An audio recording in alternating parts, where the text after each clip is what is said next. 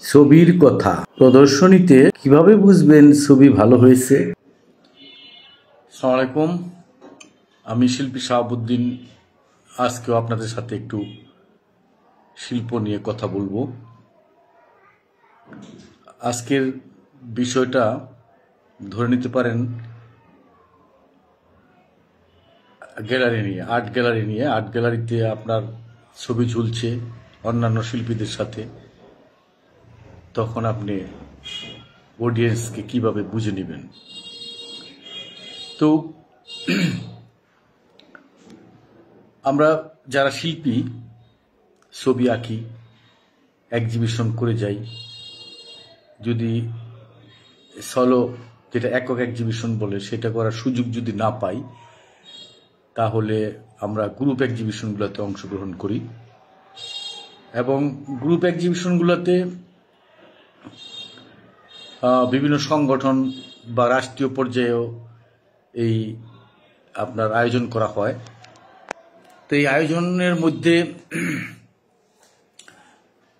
অনেক কিছুই চলতে থাকে একজন শিল্পীকে নিয়ে বা শিল্পীদেরকে নিয়ে। সেগুলোর থেকে অনেক কিছু বুঝার আছে।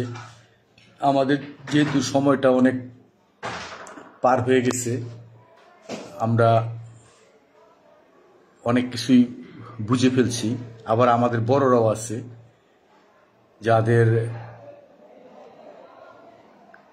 চলার গতিটা অনেক বেশি, তারাও আর আমাদের চেয়ে অনেক বেশি জানে। একেবারে আমাদের গুরু যারা, তারাও এখনো বেঁচে আছে।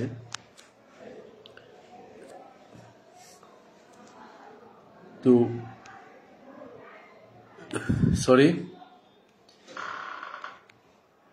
তারাও বেঁচে আছে, তারা আমাদের চেয়ে বেশি জানে। এখন এইভাবে আয়োজন করে হয়তো অনেকে বলে না, যার জন্য আমরা অনেক কিছু তাদের কাছ থেকে জানতে পারি না, এবং যার যার মনে মনে থেকে যায় শিল্পের কথা। ওই জিজ্ঞেস করলে দুই চার কথা হয়তো বলে। তো এইভাবে বুক উঁচিয়ে হেঁটে হেঁটেই জীবন পার হয়ে যাচ্ছে সবার। আমরাও অনেক জায়গায় ভাব নিয়ে চলি, কথা বলতে চাই না, কেউ জিজ্ঞেস করলেও বলতে চাই না। আমার এখানে একটা কথাও আছে। আমি যখন অস্ট্রেলিয়া থেকে আসি বাংলাদেশে, তো আমি ওই যে ঢাকা ইউনিভার্সিটি চারুকলা অনুষদে গেলাম, তখন ইনস্টিটিউট। যাওয়ার পরে কোনো এক শিক্ষার্থী আর্টিস্ট আমাকে ডেকে নিল রুমে, যে রুমটাতে সে চর্চা করতেছে, ওইখানে আমিও চর্চা করছি। মাস্টার্স ফার্স্ট পার্ট, এখানে MFA বলে, masters of fine art. Fine আর্টের মাস্টার্স ফার্স্ট পার্ট যে ক্লাসটা, সেই ক্লাসে আমাকে ডেকে নিল কাজ দেখানোর জন্য। তা আমি কাজ দেখতেছিলাম। দেখার পরে যেহেতু মাস্টার্স ফার্স্ট পার্ট করতেছে চলমান, আর আমি আবার এখান থেকে কইরা অস্ট্রেলিয়া থেকে আবার মাস্টার্স কমপ্লিট করে আসছি, তো একটু আগানো, আমি আমাকে মনে করি যে একটু আগানো ওর চাইতে। তো যেহেতু আবার ও আমাকে ডাইকা নিছে সম্মান দেখায়া, তো কিছু কথা শুনতে চায়। তো সেই কথা শুনতে চায়, আমি আবার কিছু বলতে গেলাম আর কি, যে ওর কাজ নিয়ে, যে এই করো। তো ওই কথার মধ্যে দেখলাম সে আবার রিপিটেশন করতেছে। সে আবার আমাকে বুঝাতে চাচ্ছে, আমি যে সমস্যাগুলো ওর ধরার পরে ও আমাকে বুঝাতে চাচ্ছে যে আমার কথাগুলো ঠিক না, ওর কথাগুলা, ও যা করছে তাই ঠিক। মানে আসলে বিষয়টা দাঁড়াইতেছে যে এমন, যে ও আসলে নিতে চাচ্ছে না আমার কথাগুলো। তো আমি কাজে বুঝে গেলাম যে সে কথা নিতে চাচ্ছে না। আমি একটু পাশ কাটিয়ে এদিক সেদিক কথা বলে টইলা আস্তে করে বের হয়ে এসে পড়লাম, যে ও যেহেতু নিতে চায় না, দরকার নাই ওকে দেয়ার। তো এমনও হয় যে হয়তো দিতে চাচ্ছি, সে নিবে না। আবার দেখা গেল এই যে ঘুরলাম পিছনে পিছনে, কত মানুষের, কত শিল্পী, সারাদিন বসে থাকি মোল্লার দোকানে, সারাদিনে একটা কথাও বলে না। ওই এই কথা সেই কথা, অমুক কথা সমুক কথা, রাজনীতি, প্রেম প্রীতি, ওইটা সেটা বলে, মূল কথাগুলো বলে না। তো এখন আমি যে বলতেছি, ধরেন একটা একটা করে লাইভে আসতেছি, কথা বলতেছি, এখানে হয়তো এলোমেলো কথা হচ্ছে জানি না, তো এখান থেকে যদি দুই একটা কথা কোনো শিল্পী কোনো স্টুডেন্ট নিয়ে উপকৃত হয়, যার জন্য একটু কথাগুলো বলা। আর কথা বলতে গেলে তো একটু ডাইনামে একটু কথা আসবেই। তো যাই হোক, এখন আঁকতেছি, এখন বিভিন্ন অর্গানাইজেশনগুলো আমাদের এক্সিবিশন করে দিতেছে, আমরা অংশগ্রহণ করতেছি। ভেবে নিয়েন না যে কোনো অর্গানাইজেশন ধরেন আমাদেরকে শিল্পীদেরকে ব্যবহার করে একটা এক্সিবিশন আয়োজন করতেছে, ওটার মধ্যে তাদের নাই, মানে কোনো বেনিফিট নাই। তাদেরও ওইখানে বেনিফিট আছে, যার জন্য এগুলো তারা করে। তাদের সুনাম হবে, বা কোম্পানির হয়তো কোনো কিছু এইটা সেটা ছাড় দিতে পারবে, কোথাও কোনো কিছু উপকৃত হবে, ওই উদ্দেশ্যেই তারা করে। এগুলো ডিটেল বলতে গেলে সমস্যা আছে, আমরা সবই অনুধাবন করে জেনে নিয়েছি, জানতে পারছি কি হচ্ছে, তারপরে এক্সিবিশন করতে হবে। তবে আমার দৃষ্টিতে সলো এক্সিবিশনই করা ভালো, ওটার মধ্যে কারো হাত থাকে না, কেউ যে আপনাকে মাথা বিক্রি করে দিবে সেটাও থাকে না। তো যাই হোক, এগুলা হলো একটু কথার উদ্দেশ্যে কথা এসে যায়। এতে আবার ক্ষতির দিকটাও আছে। ধরেন আপনি ছবি আঁকতেছেন একরকম, আপনাকে কোনো ওয়ার্কশপে নিয়ে বসায় দিল, কোনো এক শিল্পী এসে আপনাকে আবার নতুন করে আবার চাপতেছে, ওরকম করো ওরকম করো, ওই শিল্পীর স্টাইলে আবার আঁকো। তো একটা শিল্পীর যখন স্টাইল দাঁড়ায় যায়, তার একটা চিন্তা থাকে আলাদা, সে ওইভাবে আঁকতেছে, ওইভাবে রং দিতেছে, ওইটা করে সে আগায় গেছে। কিন্তু ওইখানে আবার আরেকজন আবার ঢুকে গেল, আরেকজনের মতামত, ওইখানে আরেকজনের মতো চাচ্ছে। তো ওইটা আবার ওদেরকে ওইভাবে দিতে গেলে ধরেন তখন একটু শিল্পীদের একটু সমস্যা আছে, এগুলো বুঝে নিতে হবে, সব কিছু বলা যায় না। তো এখন মূল কথায় আসি, যেটা আমি বলতে চাইতেছি, এক্সিবিশন ধরেন যেভাবে ওরা আয়োজন করুক, যাই করুক, আয়োজন হইল, এক্সিবিশনে অংশগ্রহণ করলেন। তো ওইখানে ধরেন যদি সলো হয়, একক এক্সিবিশন, গ্যালারিতে বসে আছেন আপনিও, একজন দর্শক ঢুকতেছে, অডিয়েন্স দেখতেছে। তো দেখতে দেখতে অডিয়েন্স কি করতেছে, অডিয়েন্সের অঙ্গভঙ্গিটা কি। তো বেশিরভাগ সময় ছবি আঁকাকে যেহেতু একটু আপগ্রেড বিষয় ধরা হয়, যারা ছবি দেখতে যায় অত্যন্ত চঞ্চল মানুষও দেখছি ছবি দেখতে গেলে একটু ভাব নিয়ে ধীরে ধীরে আস্তে আস্তে হাঁটতেছে, দেখতেছে। আপনার ও যদি ওই ভিন্ন প্রকৃতির হয়ও, ধরেন কোনো দুষ্ট প্রকৃতির মানুষ ঢুকে গেল ছবি দেখতে, সেইখানে গিয়ে একটু তার ভাবটা চেঞ্জ করে একটু ভদ্র বেশে চুপচাপ করে হাইটা হাইটা দেখতে থাকে। তো কথা বেশি বলতে চায় না, একটা ভাব নিয়ে আসে আর কি, ভাব গম্ভীর্য নিয়ে। তো সেইখান থেকে আপনি আউট করা খুব কঠিন যে আপনার কাজটা কেমন হইতেছে, আপনার কাজগুলো কেমন হইতেছে। এখন যদি একক এক্সিবিশন হয়, তাহলে আপনার তো ধরেন অনেকগুলো কাজই থাকবে, বা আমার এরকম এক্সিবিশনগুলোতে থাকছে, সরি। তো ওইখান থেকে অডিয়েন্স হাঁটতেছে, দেখবেন কোন একটা ছবির কাছে সে দাঁড়ায় গেছে, এবং সেইখান থেকে সে স্টেপ দিতে গিয়া একটু স্টেপ দিয়েও অনেক সময় পিছনে আসে, ফিরে আসে। তো একটা টাইম নেয়, একটা সময় নিয়ে সে খুঁটে খুঁটে দেখতে থাকে। এখন ওই খুঁটে খুঁটে দেখার মধ্যে আবার আপনার ঘাপলা আছে। ঘাপলাটা হইল, অনেকে আবার ওই ইচ্ছা করে ভান করে। ধরেন কোনো প্রিয়জনের ছবি দেখতে গেল, তখন ইচ্ছা করে ভান করে দেখতে থাকে। ওই দেখাটা না, ওইটা বুঝে নিতে হবে, ওটা বাদ। যেটা ধরেন আপনাকে হয়তো চিনে বা না চিনে, এরকম কোনো অডিয়েন্স আসলো, বা একটু অডিয়েন্সটা একটু শিল্প সম্বন্ধে জানে, বা অন্য সাবজেক্টে হয়তো সে আগানো, কবিতা লেখে, অভিনয় করে, গান গায়, শিল্পের কোনো শাখায় জড়িত, শিল্পবুদ্ধা, ওইরকম কেউ যদি একটা ছবির কাছে দাঁড়ায় গেল, কতটা সময় নিল, ওই সময়টাই আপনি দেখবেন যে আপনার ছবিটা কতটুকু তাকে ধরে রাখতে পারছে, এবং সে এই ছবিটা নিয়ে কতটুকু মনে মনে চিন্তা করছে, নিজের সাথে মিলিয়ে নিচ্ছে, এবং তার ভালো লাগছে। ওইটা আপনার অনুধাবন করে নিতে হবে, তাহলে শিল্পী আপনি গেইনার। একদম সত্যি সত্যি যদি ছবিটা তাকে আকর্ষিত করে এবং একটা টাইম নেয়, ওই টাইমের উপরে হলো আপনার ছবিটার মান। যে একটা একটা ছবি রং দিয়ে রাখছে, গতকালকে বলছি আমি যে একটা দেয়ালের, হয়তো পুরান একটা দেয়ালের ছবি সে আঁকছে, তো ওই জায়গাটা, ওই ছবিটা ধরেন শুধু রং প্রলেপ দিয়ে রাখছে সাধারণ অডিয়েন্স কিছুই বুঝতেছে না বিমূর্ত কি, তারপরেও তাকে ধরে রাখছে ওই রঙেই। এবং সাধারণ অডিয়েন্সেরও হইতে পারে এটা, যে সাধারণ যারা শিল্প সম্বন্ধে এখনো বুঝে না, ছোট, তারাও হয়তো ওই ছবিটার রং দেখাই, আপনার প্লেট দেখাই ভালো লাগছে, দাঁড়ায় আছে দেখতেছে। বা অনেক সময় শিল্পীকেও ডাকে, জিজ্ঞেস করে ভাই আপনি আর্টিস্ট, এই ছবি আপনার? হ্যাঁ। তখন জানতে চায় অনেক কিছু, শিল্পীর মনের কথাটা জানতে চায়, কেন আঁকছে। তো তখন অনেক সময় বলতে হয়, সেই জায়গাটা আমি বলতেছি পরে। তো আপনি প্রাথমিকভাবে ওই জায়গাটাই ধরে নেবেন যে একটা ছবি কতটুকু সময় আটকায় রাখছে। এখন যদি চলচ্চিত্র দেখতে সিনেমা হলে বসেন, সেখানে গল্পের ভিতরে ঢুকতে হয়, অনেক দুঃখ কষ্টের সাথে মিলেয়া তারপর এখানে 3 ঘন্টা সময় দিয়েছে ছবিটা দেখে বের হলো, এবং তাকে সেখানে ধরে রাখতে হয়। ইদানিং আমি একটু আগের ফুটেজে বলছি যে ছবি দেখতে গেছি আমি, দেখা গেল যে ওইখানে মানুষ অডিয়েন্স উঠা চলে যেতেছে, পরে ওদেরকে দৌড়ে গিয়া ধরেন 60টা ছবি বানাইছে এরকম এক পরিচালক, আমি 2 জনে গিয়ে ধইরা জিজ্ঞেস করছি যে কি হয়েছে ভাই, আপনারা কেন উঠে আসলেন? ওই যে চাইনা নেওয়া, কি কারণে সে ছবিটা দেখার মাঝখানে 1.5 ঘন্টার মধ্যে সে চলে যেতেছে।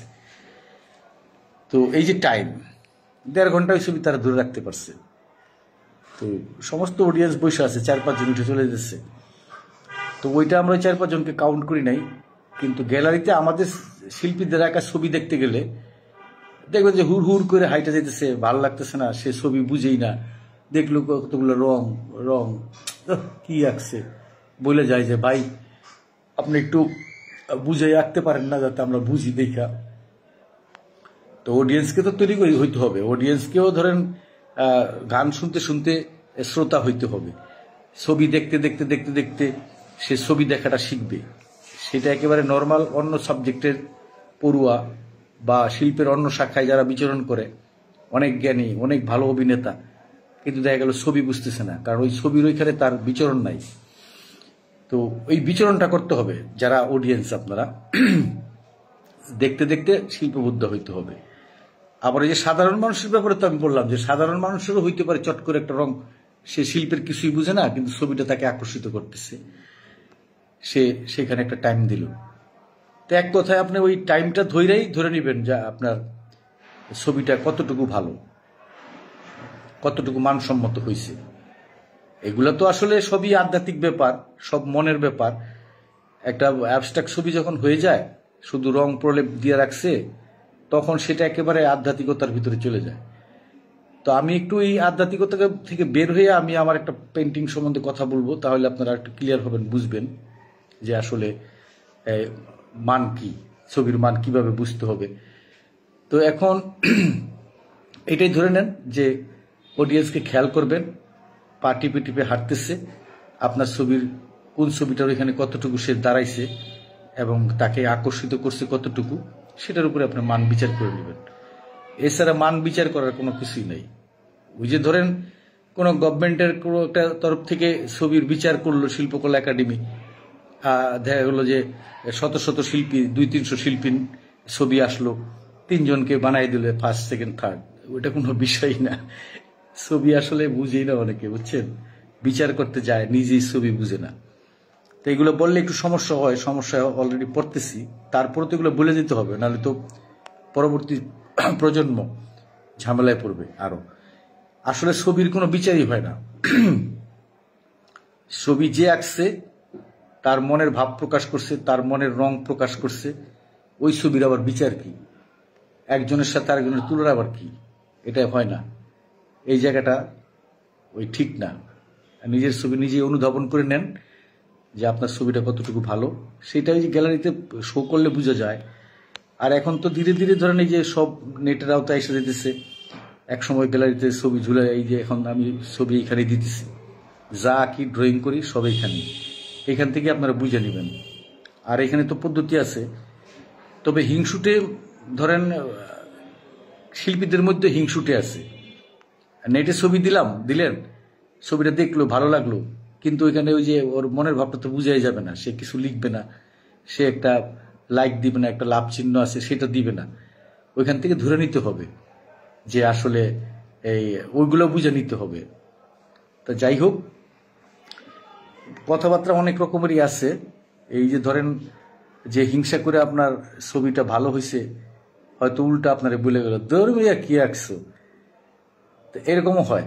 সেগুলো বুঝে নিতে হবে ওই ধর্মিয়াটা কি বলতে চাইছে, সে কি তার কি সত্যি ভালো লাগে না আপনার কাজ, নাকি ভালো অর্থে লাইগাই তারপরে হিংসার জন্য ধর্মিয়া কুয়ে গেল, এগুলো বুঝে নিতে হবে।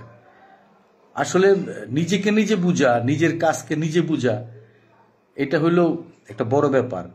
তারপর অডিয়েন্সের দৃষ্টি, এই যে নানান রকমের মানুষ ঢুকবে, নানান ভঙ্গি করবে, ওইখান থেকেই আপনার চেষ্টা ধরে নিতে হবে। এগুলো সব মনের ব্যাপার, মনস্তাত্ত্বিক ব্যাপার, ওইভাবে ধরে নিতে হবে, নিজের মানটাও চিন্তা করে নিতে হবে। আবার ওই যে ভুল বুঝা অনেক সময় আমরা অনেকে ছবি আঁকা ছেড়ে দিতেছি, তারপরে এই আর ছবি আঁকবো না, দৌড় মানুষ পছন্দ করে না, এরকম। তবে অতিমাত্রায় ভালো কাজ যেগুলা, এগুলা বুঝার জন্য অতিমাত্রায় যে কাজ বুঝে তাকেই লাগবে। এখন ছবি তো কিনে সাধারণ মানুষ, তো সাধারণ মানুষের ভালো লাগা আর ওই যে বিক্রির জন্য যে ছবিগুলা, সেগুলা দেখবেন একটু একবারে কাঁচাই আঁকতে হয়। ওইটা আমরা বেচাডেমিক নাম দিছিলাম, যে ওইটা বেচাডেমিক ছবি, ওইটার আলাদা স্টাইল আছে, নদী নৌকা সুন্দর করে আঁকতে হবে, ফ্রেশ করে। তো ওইটা একটা আলাদা ভালো লাগানো আছে। তো বিমূর্ত শিল্পকলারও ভালো লাগানো আছে। তো অনেক সময় আবার করে অডিয়েন্স যারা যে কাজ বুঝে না কিন্তু কাজ কিনবে, ওরা আবার অনেকের হেল্প নেয়।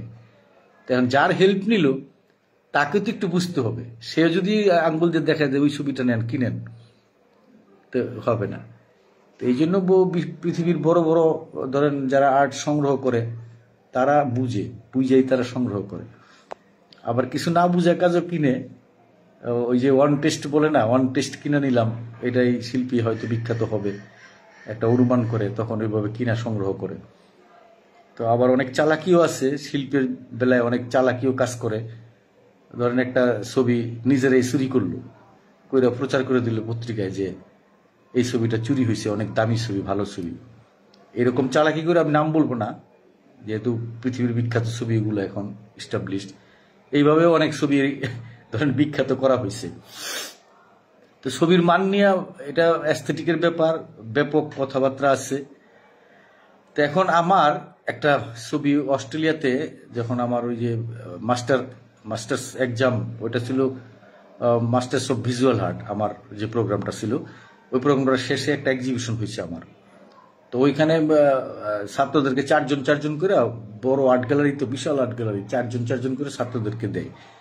তো আমার এই স্যারেরা কাজ দেখা আপনার পুরো গ্যালারিটা দিয়ে দিল, এবং ওইটা নাকি ওই অস্ট্রেলিয়ান ন্যাশনাল ইউনিভার্সিটির ওই আর্ট গ্যালারির রেকর্ড, যে একটা ছাত্র একাই পাইছে এই একটা সিজনের সময়টা, একাই তাকে সলো করার সুযোগ দিয়ে দিছে।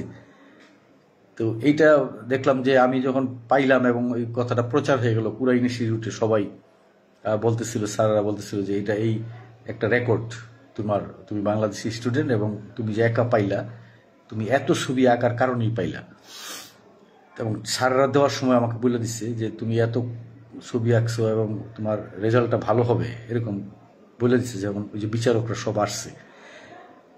তো আমি বুঝতে পারলাম, তো এক্সিবিশন করলাম, করার পরে আমার একটা ছবি এক ভদ্রমহিলা কিনতে চাইল। সেও ধরেন আমার এই মাস্টার্স করছে উডে, এক ছাত্র ছিল আমার এই সমসাময়িক তখনকার উডে, ও আমার সাথে খুব খাতির হয়েছিল, এবং ওরই বান্ধবী। তো দেখলাম ওর সাথে দুইটা বাচ্চা আছে। যেদিন আমার কাজটা নিতে আসলো, ওই দিন দেখলাম ওর সাথে দুইটা বাচ্চা আসছে। তো আমি জিজ্ঞেস করলাম, ও আমাকে বললো যে কত দিব। আমি বললাম যে তুমি দিবা একটা খামের ভিতরে বইরা আমাকে যা দেও, আমি এটার দাম তোমাকে বলবো না, এবং তোমার থেকে আমি এই শিল্পকর্মের দাম আমি চেয়ে নেই না। তো এরকম। তো ও আমাকে নিতে আসলো, খাম একটা দিল। আমি ওকে জিজ্ঞেস করলাম যে তুমি আমার এই কাজটা কেন কিনলা। তো আমার সাবজেক্ট ছিল বলে নেই, ব্রোকেন লাইফ। ওই পুরা যা ছিল ছবি ওইখানে বেশিরভাগই ব্রোকেন লাইফ, আমি ওইটার উপরে মাস্টার্স করছি। তো এখন ও বলল যে আমার হাজবেন্ড বিচে পানিতে ডুবে মারা গেছে। আমার তো ছাট করে এখানে লাগলো যে ও আমার এই কাজটা, আমি বললাম যে বিচে তোমার হাজবেন্ড মারা গেছে, এইটার সাথে তুমি কিভাবে আমার এই কাজের কি কেন কিনতেছো? কয় তোমার এই কাজ দেখলে আমি আমার হাজবেন্ডের কথা মনে হয় এবং মনে করতে পারতেছি। আগে ওইসব তোমার কাজটা আমি দেখে গেছি, যার জন্য এখন তোমার এই কাজের সাথে এই কাজটা দেখলে আমি আমার হাজবেন্ডের কথা মনে করতে পারি। তো আমি বললাম তো তুমি হাজবেন্ডের কথা মনে হলে তুমি কষ্ট পাইবা, তো কষ্ট যে পাইবা, তো এখন এটা তুমি নিলে তো তুমি এটা দেখে কষ্ট পাইবা, এই জন্য নিতেছি কাজটা তোমার, আমি এটা দেখে কষ্ট পাইতেই চাই। তো এই হইল আপনার, এখনো আমার ওই কাজটার কথা মনে হয় এবং আমি যে ধরেন কষ্ট পাই, ওর কথাগুলো এখনো আমার কানে বাজে। তো আমার এই যে ধরেন ছবি আঁকার বিষয়টা যে ছিল আপনার ব্রোকেন লাইফ, এবং তখন আমি গেইনার, যে ওই যে ওর হাজবেন্ড মারা গেছে পানিতে পইরা, এবং ব্রোকেন লাইফ আমার ছবি, তো দেখলাম যে মিলে গেছে।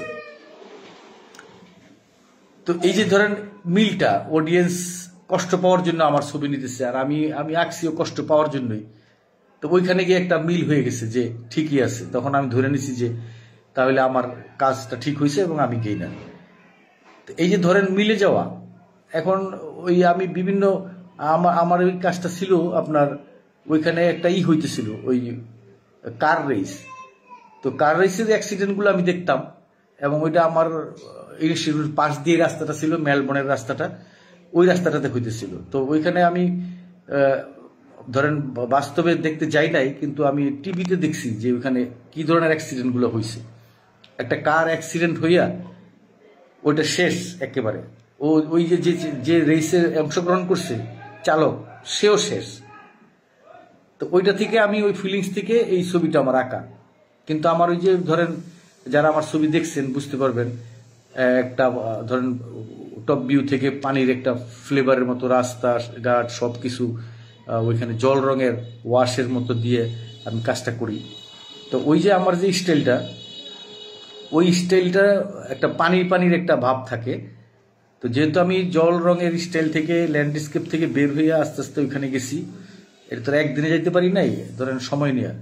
তো ওই যে ধরেন আমার ফিলিংসটা ওইখানে গিয়ে ও আবার এটা ওইভাবে মিলাইছে। তো ওইখানে আমার ওই যে মানুষ অ্যাক্সিডেন্ট হয়ে মরে যাবে ওইরকমই বিষয় ছিল, এবং সেটারে সে ওইভাবে মিলাইছে যে বিচে তার হাজবেন্ডকে এই কাজটা দেখে হাজবেন্ডকে সে মনে করতে পারে। তো এই হইল বিষয়। এখন ধরেন এইভাবেই মিলাই নেবেন। আমি আরো কথা বলবো, আজকে এখানেই রাখি। ধন্যবাদ সকলকে।